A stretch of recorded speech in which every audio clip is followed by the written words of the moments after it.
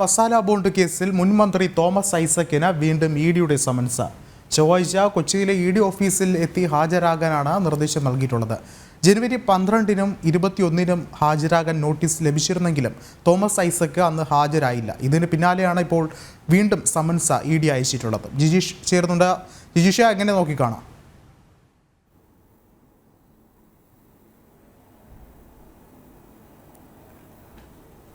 Vishnu, doctor Thomas ഐസക്കിന് മേൽ വലിയ തോതിൽ തന്നെ കുരുക്ക് മുറുകുകയാണ്. അന്വേഷണവുമായി തോമസ് ഐസക്ക് തുടർച്ചയായി സഹകരിക്കാത്ത സാഹചര്യത്തിലാണ് കിഫ്ബി മസാല ബോണ്ട് കേസുമായി ബന്ധപ്പെട്ട് ഒരിക്കൽ കൂടി എൻഫോഴ്സ്മെന്റ് ഡയറക്ടറേറ്റ് ഡോക്ടർ തോമസ് ഐസക്കിന് സമൻസ് നൽകിയിരിക്കുന്നത്. ജനുവരി 12-ാം തീയതി ആയിരുന്നു ആദ്യം സമൻസ് നൽകിയിരുന്നത്.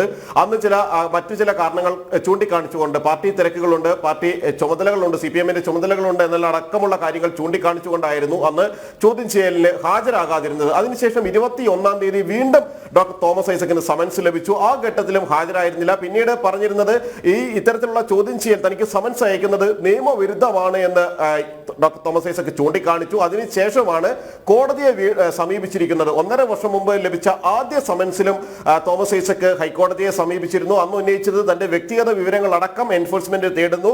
വ്യക്തിഗത വിവരങ്ങൾ ചോദിച്ചറിയുന്നതിന് വേണ്ടിയാണ് ഇത്തരത്തിലുള്ള ഒരു സമൻസ് നൽകിയിരിക്കുന്നത്, തന്നെ ചോദ്യം ചെയ്യാൻ വിളിപ്പിച്ചിരിക്കുന്നത്. അത്തരം കാര്യങ്ങളാണ് ഈ സമൻസിൽ ചൂണ്ടിക്കാണിച്ചത്. അതുകൊണ്ട് തന്നെ സമൻസ് നിയമപ്രകാരമല്ല അത് റദ്ദാക്കണമെന്നായിരുന്നു ആവശ്യപ്പെട്ടിരുന്നത്. തുടർന്നായിരുന്നു ഹൈക്കോടതി ആദ്യം അയച്ചിരുന്ന 1.5 വർഷം മുമ്പ് അയച്ച സമൻസ് റദ്ദാക്കി. എന്നാൽ പുതുതായി സമൻസ് അയക്കുന്നതിനോ അന്വേഷണവുമായി മുന്നോട്ട് പോകുന്നതിനോ എൻഫോഴ്സ്മെന്റ് ഡയറക്ടറേറ്റിന് തടസ്സങ്ങൾ ഉണ്ടായിരുന്നില്ല. കിഫ്ബി മസാല ബോണ്ട് കേസുമായി ബന്ധപ്പെട്ടുകൊണ്ട് ഈ ഒരു സാഹചര്യത്തിലാണ് ഒരിക്കൽ കൂടി തോമസ് ഐസക്കിന് എൻഫോഴ്സ്മെന്റ് ഡയറക്ടറേറ്റ് നോട്ടീസ് അയച്ചിരിക്കുന്നത്. സ്വാഭാവികമായും തുടർച്ചയായി ഈ ചോദ്യം ചെയ്യലിന് ഹാജരാകാതിരിക്കുകയും ഇത്തരത്തിൽ നിസ്സഹകരിക്കുകയും ചെയ്യുന്ന പശ്ചാത്തലത്തിൽ തുടർ നടപടിയിലേക്ക് തന്നെയായിരിക്കും എൻഫോഴ്സ്മെന്റ് ഡയറക്ടറേറ്റ് കടക്കുക. ഇക്കാര്യത്തിൽ എൻഫോഴ്സ്മെന്റ് ഡയറക്ടറേറ്റ് ചൂണ്ടിക്കാണിക്കുന്ന ചില കാര്യങ്ങൾ എന്ന് പറയുന്നത് പല നേതാക്കളും ഡൽഹി മുഖ്യമന്ത്രി അരവിന്ദ് കെജ്രിവാൾ അടക്കമുള്ള ആളുകൾ ഇത്തരത്തിൽ ഇഡിയുടെ സമൻസ് ലഭിക്കുന്ന ഘട്ടത്തിൽ അതിൽ നിന്ന് ഒഴിഞ്ഞു മാറാനുള്ള ശ്രമങ്ങൾ നടത്തിയിട്ടുണ്ട്.